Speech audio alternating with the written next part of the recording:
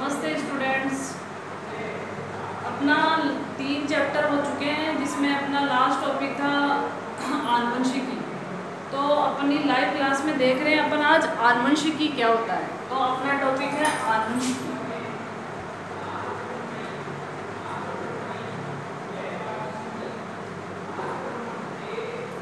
सबसे main important चीज़ क्या है कि आनुवंशिकी होती क्या है, आनुवंशिकी कहते किसे हैं।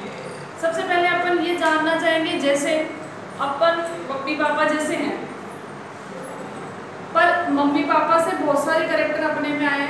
अपने घर वाले बोलते हैं, रिश्तेदार बोलते हैं ये भाई मम्मी जैसा लग रहा है, ये पापा जैसा लग रहा है, पर एग्जैक्ट कोई ये नहीं बोलता ये मम्मी जैसा। कोई बोलता है इसकी आंखें मम्मी जैसी है, कोई बोलता है इसके नाक पापा जैसा है। तो ये सब विभिन्नताएं अपन मम्मी पापा जैसे होके भी वैसे नहीं है, ये कुछ विभिन्नताएं आए।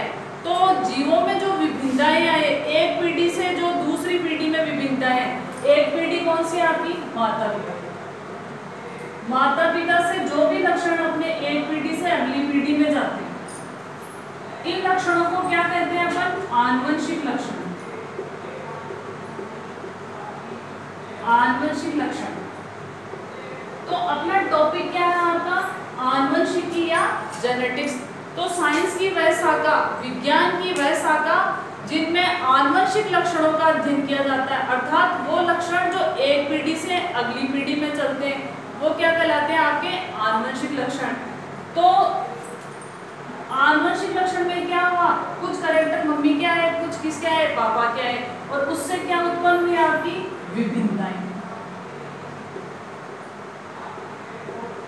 क्या उत्पन्न हुई आपकी विभिन्नताएं। तो अपन देखेंगे आनुवंशिकी क्या होता है, इसकी खोज किसने की थी, एक पीढ़ी से अगली पीढ़ी में लक्षण कैसे जाते हैं, उनकी वंशागति कैसे होती है, फादर ऑफ या आनुवंशिकी का पिता किसे कहा जाता है, तो ये सब देखेंगे।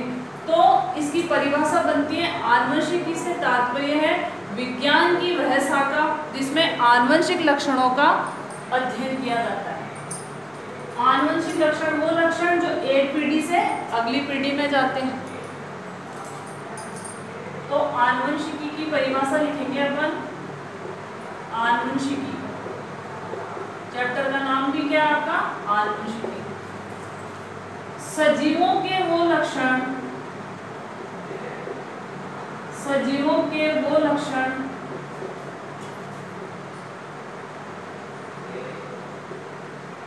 जो एक पीढ़ी से अगली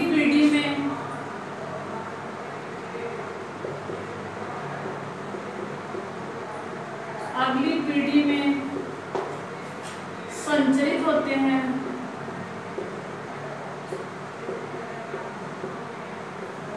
आनुवंशिक लक्षण कहलाते हैं। आनुवंशिक लक्षण कहलाते हैं।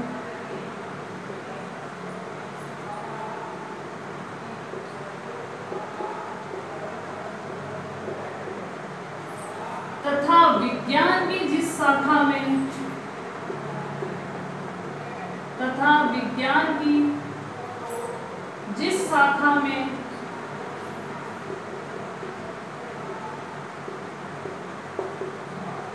इन लक्षणों का अध्ययन किया जाता है,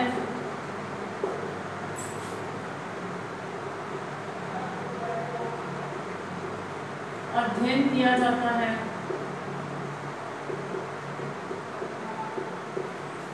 वह आनुवंशिकी कहलाती है।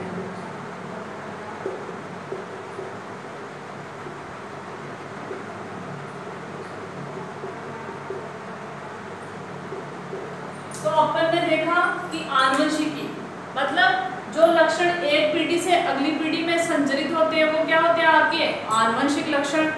और विज्ञान की जिस शाखा में इनका अध्ययन किया जाता है, वो किसके, जो एक पीढ़ी से अगली पीढ़ी में गए, उन्हें क्या कहेंगे अपन, आनुवंशिक लक्षण। और विज्ञान की शाखा को क्या कहेंगे अपन, आनुवंशिकी। अब देखो एक अगला क्वेश्चन बनता है, ये आपके 1 मार्क्स के एक नंबर के क्वेश्चन बनते हैं। अगला क्वेश्चन बनता है कि आनुवंशिकी का पिता कौन है।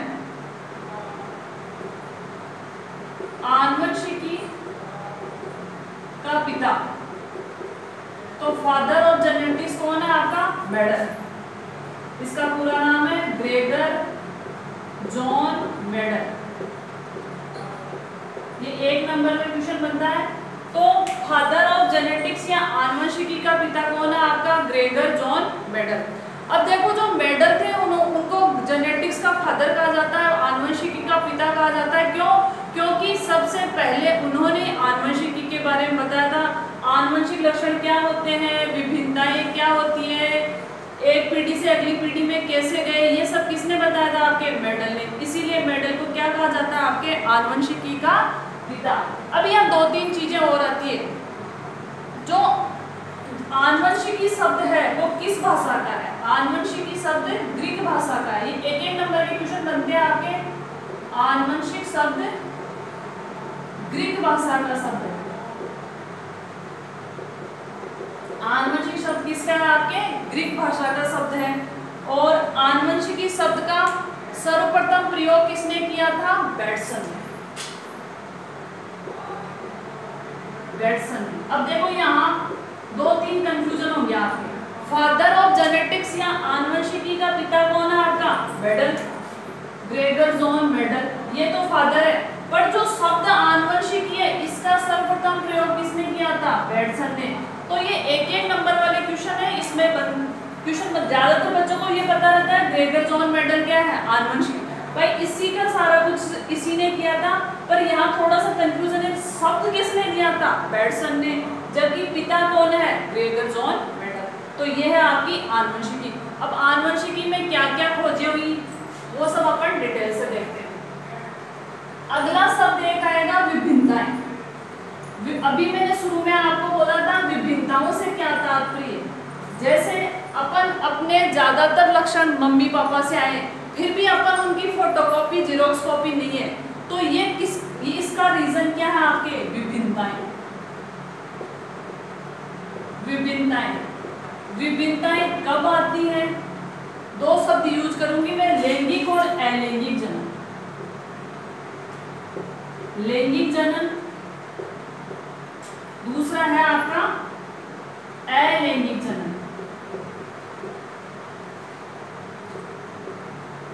लैंगिक का मतलब क्या है? इसमें 2 लिंग होंगे, एक नर होगा और दूसरी क्या होगी? आपके मादा।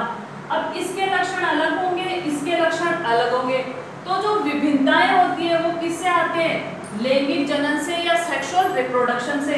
और जब अलैंगिक जनन होता है तो इसमें क्या होगा? या तो नर हो सकती है या मादा हो सकती है।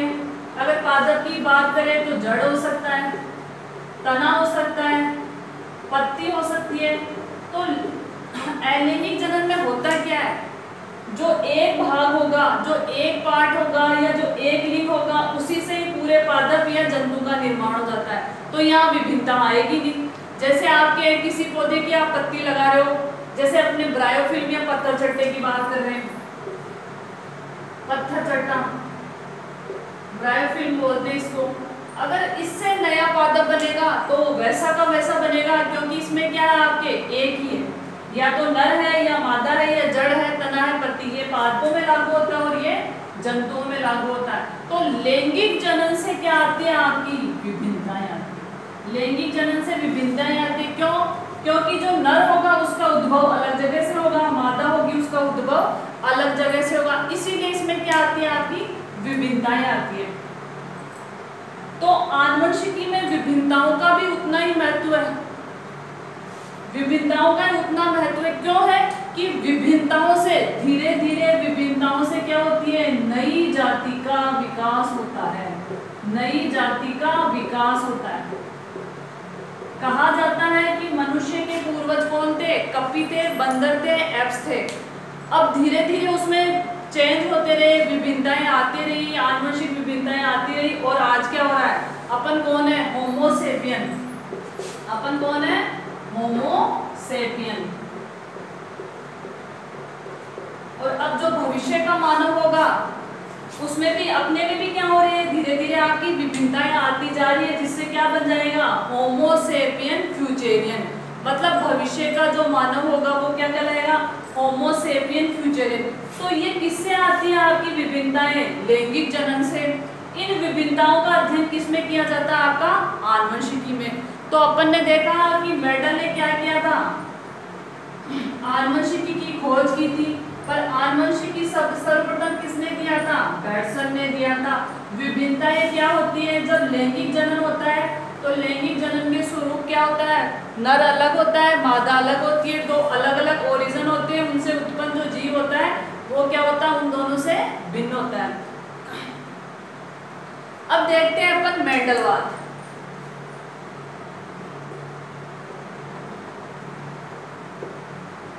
मेंडलवाद से तात्पर्य है कि मेंडल ने अपने जीवन में आनुवंशिकी के क्षेत्र में क्या क्या खोजें की, क्या सुधार किए, मानव सुधार में, पौधों में, जंतुओं में क्या क्या उपयोग किए, तो वो था मेंडलवाद। मतलब मेंडल का जो वंशागति के नियम थे उनका जो अध्ययन होता है वो क्या कहलाता है? आपका मेंडलवाद। अब मेंडल ने विभिन्न प्रयोग किए थे। यहाँ से एक क्वेश्चन बनता है कि मेंडलवाद कब स्टार्ट हुआ था, सन पूछा जाता है उसका। तो मेंडलवाद था 1822 से 84। ठीक है, ये सन वाला अगर क्वेश्चन आता है तो आपसे पूछा जाएगा। इसके अलावा मेंडलवाद में क्या क्या खोजें हुई, मेंडल ने किससे रिलेटेड खोज की, किस पौधे की खोज की, तो यहाँ से एक क्वेश्चन बनता है मेंडल ने कौन से पौधे पे अध्ययन किया। मेंडल ने क्या किया था? मेंडल ने मटर के पौधे पे अध्ययन किया। मटर के पौधे पर अध्ययन किया। अब देखो यहाँ से क्वेश्चन गलत होने के पूरे पूरे चांसेस है। क्यों? क्योंकि मेंडल ने क्या किया था? कौन सा मटर लिया था? उद्यान मटर। मेंडल ने लिया था उद्यान मटर। तो मेंडल ने मटर के पौधे पे खोज ना करके किस पे की थी? उद्यान मटर पे की थी। तो आंसर क्या होगा? उद्यान मटर। एक मीठा मटर भी होता है, एक अपन जो डेली यूज में लेते हैं वो मटर भी होता है। तो आपका जवाब होना चाहिए उद्यान मटर। अब अपन थोड़ा सा मेंडल के बारे में जान लेते हैं। मेंडल कोई बहुत बड़े साइंटिस्ट नहीं थे, वो एक चर्च में पादरी थे। जैसे अपने मंदिर में पुजारी होते हैं वैसे ही वो चर्च में क्या थे? आपके पादरी थे। अब जो पादरी होता है उसकी ड्यूटी होती है कि उस चर्च के अंदर या वहाँ रहने वाले कितने व्यक्ति हैं या जो कर्मचारी है उनकी फल और सब्जियों की व्यवस्था कौन करेगा? आपका पादरी करेगा। तो मेंडल क्या थे? चर्च में पादरी थे। पादरी जैसे अपने पुजारी होता है वैसे वो क्या थे? आपके पादरी थे। तो उनकी ड्यूटी थी, उनका कर्तव्य था कि जो उनके अंडर में या उनके नीचे जितने भी कर्मचारी हैं उनके फल सब्जियों की व्यवस्था कौन करेगा? पादरी करेगा। तो जो चर्च था उसके पीछे जमीन पड़ी थी खाली, तो वो उसमें क्या करते थे? खेती करते थे। खेती करते थे। किसकी खेती करते थे? उद्यान मटर की। तो उन्होंने क्या किया? उद्यान मटर की खेती करी। तो उन्होंने साथ साथ में क्या किया? उनमें थोड़ा साइंटिफिक या कह सकते हैं वैज्ञानिक दिमाग था, तो वो खेती के साथ साथ उन्होंने क्या किए? संकरण प्रयोग भी किए। संकरण से तात्पर्य है कि दो मटर के पौधे लिए, उनका आपस में क्रॉस कराया। दो मटर के पौधे लिए, उनका आपस में क्रॉस कराया और एक अलग प्रजाति उत्पन्न करी। दो जैसे मम्मी अलग जगह से, पापा अलग जगह से, तो जो बच्चा होगा उसमें विभिन्नताएं होगी, नेचुरल सी बात है। तो वैसे ही दो अलग अलग किस्म के मटर के पौधे लिए, उनमें संकरण कराया, आपस में मिलाया और जो नया पौधा प्राप्त हुआ उसमें फिर से संकरण किए। तो मेंडल ने ऐसे संकरण के प्रयोग किए थे। तो ये मेंडल के बारे में आता है। इसके अलावा देखो सबसे बड़े दुर्भाग्य की बात क्या है? मेंडल ने बहुत सारी अच्छी खोज की थी, फादर ऑफ जेनेटिक्स, आनुवंशिकी का पिता भी कहते हैं, पर दुर्भाग्य ये है कि उनकी डेथ के 35 साल तक वो मर चुके थे, उनकी डेथ हो चुकी थी, उनकी मृत्यु हो चुकी थी।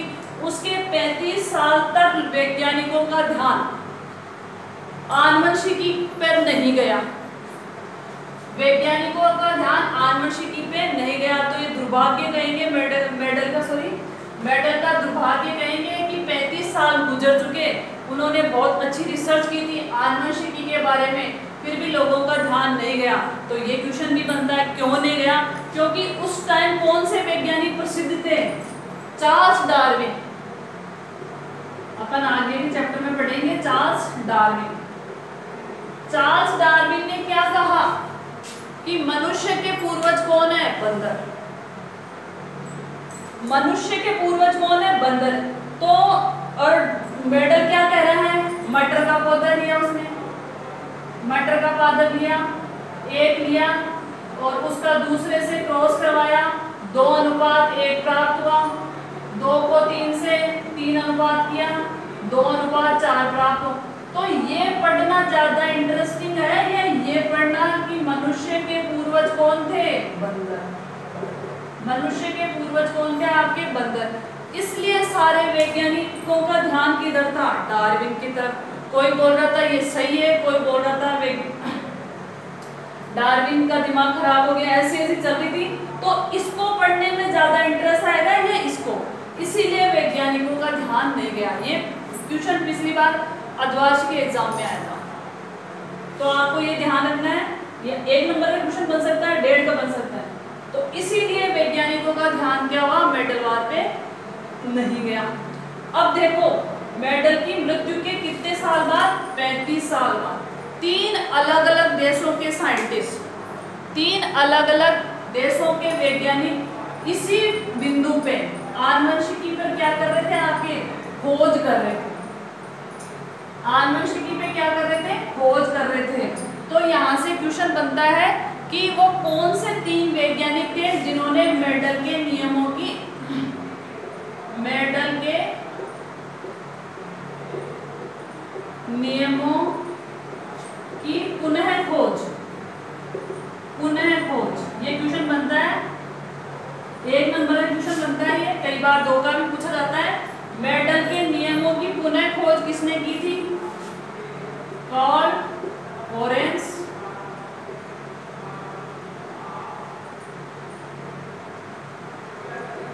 शेनमोन। अब देखो यहाँ क्या चीज इंपॉर्टेंट, ये तीनों साइंटिस्ट अलग अलग जगह के थे। तीनों साइंटिस्ट क्या थे? आपके अलग अलग जगहों के थे, फिर भी इन्होंने क्या किया? आपके उन्हीं एक ही लक्षणों पे ये पहुंचे थे। तो पोल, लोरेंत्ज़, शेनमोन और वॉटसन, 3 साइंटिस्ट थे, कार्ल, लोरेंत्ज़, शेनमोन और वॉटसन। ये तीनों अलग अलग देशों पे रिसर्च कर रहे थे। अलग अलग देशों में रहते हुए किस पे रिसर्च कर रहे थे? खोज कर रहे थे आपके आनुवंशिकी पे। आनुवंशिकी पे क्या कर रहे थे? आपके खोज कर रहे थे। फिर इसके बावजूद ये 3 उसी रिजल्ट पे पहुंचे जिसपे 35 साल पहले मेडल पहुंच चुके थे। मेडल 35 साल पहले पहुंच चुके थे, ये उन्हीं रिजल्ट्स पे पहुंचे। तो यहाँ से क्वेश्चन बनता है, मेडल के नियमों की पुनः खोज किन वैज्ञानिकों ने की? इन तीनों का नाम ध्यान रखना आपको। अब यहाँ इंपॉर्टेंट चीज यह है कि क्या मेडल से लेके यहाँ मेडल ने काम किया, ठीक है। ये रिसर्च 1900 में हुई थी, ये खोजें 1900 में हुई थी। तो क्या इतने साल तक किसी ने आनुवंशिकी पे खोज नहीं की? क्या ये शाखा ऐसे ही बिल्कुल, क्या कह सकते हैं, इस पे रिसर्च या खोजें बिल्कुल बंद थी? ऐसा नहीं था। कई वैज्ञानिकों ने इन पे बहुत सारी खोजें की, पर वो सक्सेस नहीं हुई। वो वैज्ञानिक सक्सेस क्यों नहीं हुए, उसका कारण अपन जानेंगे। तो यहाँ से एक क्वेश्चन और बनता है कि मेडल अपने नियमों में, अपने प्रयोगों में सफल क्यों हुए? या क्वेश्चन बनता है मेडल की सफलता के कारण, मेडल की सफलता के कारण, मेडल की सफलता के कारण। अच्छा क्वेश्चन है, 2 नंबर का क्वेश्चन बनता है। मैं आपको साथ साथ क्वेश्चन बताती चल रही हूँ, इससे बाहर कुछ नहीं आएगा। तो ये कह रहा है कि मेडल ने के नियमों की पुनः खोज करने वाले ये वैज्ञानिक, कुछ वैज्ञानिकों ने इसके बाद भी खोजे की, पर वो सफल नहीं हुए। मेडल ही क्यों सफल हुआ, उसका कारण अपन जानेंगे। ये 2 नंबर का क्वेश्चन बनता है, कई बार 1.5 नंबर का भी बना जाता है। अगर 1 नंबर का आ रहा है तो आपको क्या करना है, इसमें उसके अनुसार ही आंसर लिखना है। तो मेडल की सफलता के क्या कारण थे, ये बहुत इंपॉर्टेंट क्वेश्चन। देखो, पहला कारण था उचित पादप का चयन, उचित पादप का चयन। इस पॉइंट को समझना, मेडल ने उचित पादप का चयन किया। मेडल ने मटर के पौधे का ही चयन किया, मेडल ने आम के पौधे का चयन नहीं किया। पीपल भी कर सकता था, बरगद भी कर सकता था, मेडल ने उचित पादप का चयन किया। देखो इससे तात्पर्य है एक वर्षीय पादप, एक वर्षीय पादप, समझना इस चीज को, बहुत इंपॉर्टेंट है। एक वर्षीय पादप का चयन, ये लिख सकते हो, ये लिख सकते हो। एक वर्षीय पादप से तात्पर्य है उसका जीवन चक्र 1 साल में खत्म हो जाता है। अब देखो 1 साल अपना कितना होता है, 365 दिन, 66 दिन, 65-66 हो सकते हैं। तो मेडल ने क्या किया, उचित पादप का चयन किया, 1 वर्षीय पादप का चयन किया। अब पादपों में 1 वर्ष से तात्पर्य होता है 3 मंथ, 6 मंथ का मतलब 2 वर्ष, और 6 से ज्यादा होते क्या हो जाएंगे आपके, बहुवर्षीय।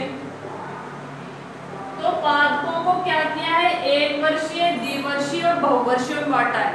तो 1 वर्षीय का मतलब है पादप को आप उसके बीज बोओगे, 2-3 महीने में उसमें फल फूल आ जाएंगे और उसका जीवन काल समाप्त हो जाएगा।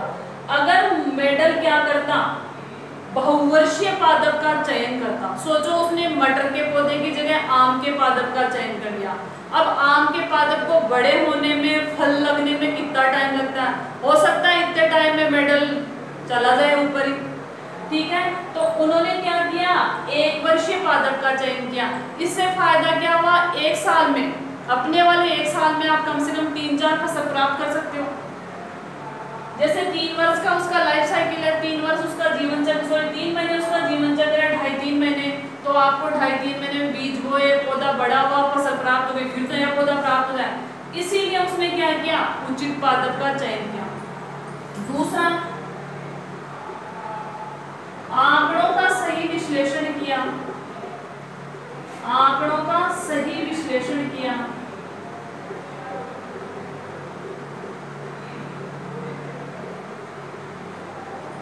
जैसे मटर के पादप में उसने चयन किए, जैसे उन्होंने क्या किया, लंबे और बोने पादप का संकरण करवाया। सपोज उन्होंने क्या किया, लंबे और बोने पादप का संकरण करवाया। ये लंबा पादप है, इसके लिए अपन ने कैपिटल टी ले लिया। ये बोना पादप है, स्मॉल टी, ठीक है। अब इनमें संकरण करवाते हैं आपस में, तो अपन को ऐसा पादप प्राप्त हुआ, लंबा पादप प्राप्त हुआ। अब जो आंकड़े प्राप्त हुए, उन्होंने क्या किया, इन आंकड़ों को संरक्षित रखा, इन आंकड़ों को क्या किया, संरक्षित रखा, विश्लेषण किया, इसलिए भी मेडल क्या हुए आपके, सफल हुए। मेडल क्यों सफल हुए, इन्होंने क्या किया, जो आपके लक्षण प्राप्त हुए, जो आंकड़े प्राप्त हुए, उनका सही विश्लेषण किया। इसके अलावा तीसरा और इम्पोर्टेंट कारण स्वपरागण और परपरागण, स्वपरागण व परपरागण। परपरागण को कृत्रिम परागण भी बोलते हैं, कृत्रिम परागण करवाया। देखो इसको समझो, मेडल इसलिए भी सफल हुए, उन्होंने क्या किया, जैसे मटर का पौधा है, उसका जीवन काल क्या होता है, छोटा सा होता है, और मटर का पादप कैसा होता है, द्विलिंगी। द्विलिंगी मटर का पादप कैसा होता है आपका, द्विलिंगी होता है, मतलब नर और मादा। सपोज आपका ये पुष्प है,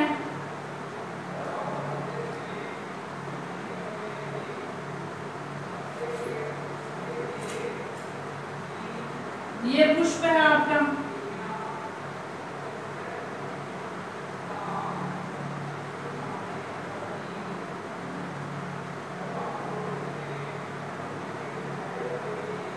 ये आपका पुष्प है, तो ये तो क्या हो जाएगा आपका मादा भाग, ये क्या हो जाएगा आपका नर भाग। तो पादप कैसे थे आपके, द्विलिंगी। तो द्विलिंगी थे, उससे फायदा ये था, इसके परागकण इसकी वर्तिकाग्र पर गिर जाएंगे। ये जो पुष्प होता है, जो पादप होते हैं, उनमें जो पुष्प होता है वो क्या होता है, जनन भाग होता है। आप आगे क्लास में पढ़ोगे, जनन भाग होता है। जो पुष्प होता है वो क्या होता है आपका, जनन भाग होता है। अब ये पादप द्विलिंगी था, मतलब नर भी इसी में है, मादा भी इसी में है, तो आपस में क्या हो जाएगा, स्वपरागण। स्वपरागण से तात्पर्य है पुष्प के पराग कणों का, उसी पुष्प के पराग कणों का उसी पादप की वर्तिकाग्र पर गिर जाना, उसी पादप के पराग कणों का उसी पादप की वर्तिकाग्र पर गिर जाना क्या कहलाता है आपका? स्वपरागण। स्वपरागण आसानी से हो रहा है। अब अगर मेंडल पर परागण कराना चाहते तो उन्होंने एक विधि काम में ली, विपुंसन। कौन सी विधि ली? विपुंसन। विपुंसन से तात्पर्य होता है जब पादप परिपक्व हो रहा है, उसका फूल परिपक्व हो रहा है, उससे पहले ही जो नर भाग है, समझना इस पॉइंट को, जब पादप परिपक्व हो रहा है तो उसका जो नर भाग है ये क्या आपके परागकण है, ये नर भाग है। तो पराग कणों को या तो हाथ से तोड़ के अलग कर दो, सपोज मैंने इसको यहाँ से हटा के अलग कर दिया, इसको हटा के मैंने अलग कर दिया, अब क्या परागण होगा? क्या नहीं होगा। या फिर इस वाले भाग को मैंने कैंची से काट दिया, तो मेडल ने क्या किया? स्वपरागण तो मटर के पौधे में आसानी से होता है, कोई दिक्कत ही नहीं है, क्योंकि पादप कैसा है? द्विलिंगी, मतलब नर और मादा एक ही जगह है, तो आराम से स्वपरागण हो जाएगा। पर परागण करवाने के लिए या कृत्रिम परागण करवाने के लिए उन्होंने क्या किया? विपुंसन विधि का उपयोग किया। विपुंसन में क्या किया जाता है? जो नर भाग होता है उसको कैंची की सहायता से या हाथ की सहायता से आप उसको हटा के क्या कर दोगे? अलग कर दोगे। तो अब क्या होगा? इस वर्तिकाग्र पर ये परागकण नहीं पहुंचेंगे और स्वपरागण नहीं होगा। अब नहीं होगा तो नुकसान क्या होगा? फायदा क्या होगा?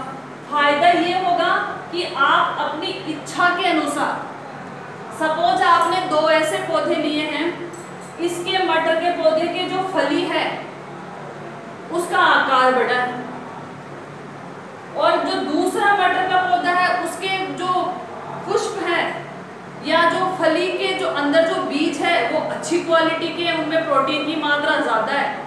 तो आपने अगर पर परागण कराया तो आप अपनी इच्छा के अनुसार जो परागकण चाहो वो इस पे डाल दोगे। पर परागण किया, वो क्या बोलते हैं, परागकण डाले, फिर इनमें फर्टिलाइजेशन, निषेचन की क्रिया हुई। निषेचन से क्या बन गया? आपके युग्मनज बन गया, युग्मनज बना और क्या हो गया? आपके युग्मनज से क्या हो जाएगा? नया पादप बन जाएगा। तो इस मेडल सफल इसलिए हुए क्यों? स्वपरागण तो आसानी से हो रहा है, पर परागण भी करा सकते हो आप, इसीलिए मेडल क्या हुए? आपके सफल हुए। तो ये है मेडल की सफलता के कारण।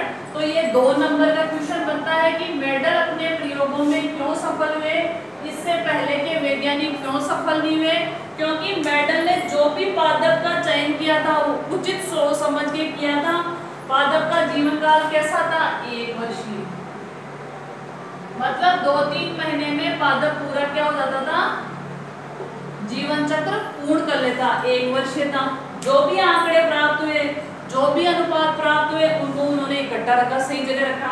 इसके अलावा स्वपरागण और परपरागण, स्वपरागण तो पादप में हो ही रहा था क्योंकि द्विलिंगी था, और कृत्रिम रूप से उन्होंने क्या करवाया? परपरागण करवाया। इसीलिए मेडल क्या हुए? आपके सफल हुए। ये मेडल की सफलता के कारण थे।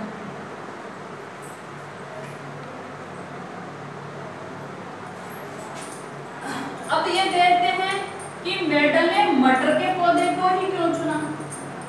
एक क्वेश्चन और बनता है कि मेडल ने मटर के पादप को ही क्यों चुना। और भी तो कई पादप थे, बहुत सारे पादप थे। 1 वर्षीय मिल जाएंगे आपको, 9 वर्षीय नहीं लेंगे तो 1 वर्षीय मिल जाएंगे। तो मेडल ने मटर के पादप को ही क्यों चुना? इसके पीछे भी कई सारे कारण हैं, वो अपन देखते हैं। सबसे पहले है मटर के पादप को क्यों चुना। मटर के पादप को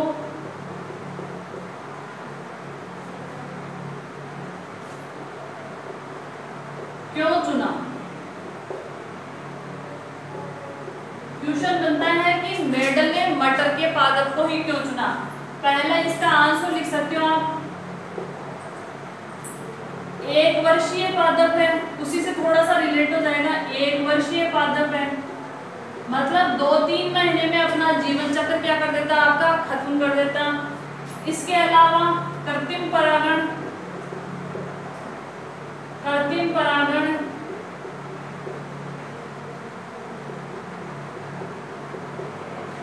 आसानी से करवा सकते हैं।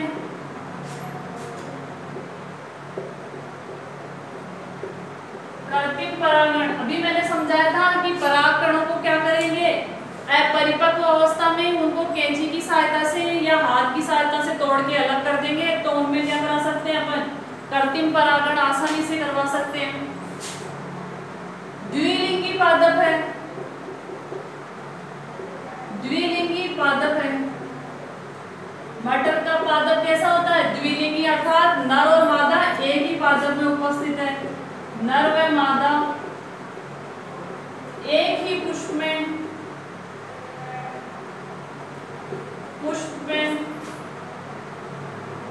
उपस्थित है, तो आपको स्वपरागण में कोई दिक्कत नहीं होगी। इसके अलावा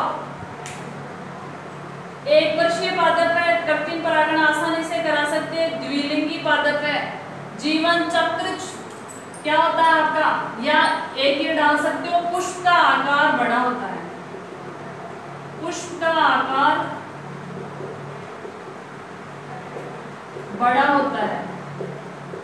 जो मटर का पादप होता है उसके जो पुष्प होते हैं उनका आकार बड़ा होता है, जिससे क्या फायदा होगा आपको कि आसानी से उनमें जैसे विपुंसन की क्रिया करवा रहे हो आप, या फिर क्या कर सकते हो आप, स्वपरागण करवा रहे हो, कृत्रिम परागण करा रहे हो, तो पुष्प का आकार बड़ा है तो आप आसानी से करवा सकते हो। इसीलिए मटर के पादप को चुना। ठीक है, तो मटर के पादप को क्यों चुना, ये क्वेश्चन बन रहा है आपका, अच्छा क्वेश्चन है। एक वर्षीय पादप था, मतलब जीवन चक्र 2-3 महीने में खत्म हो जाता है।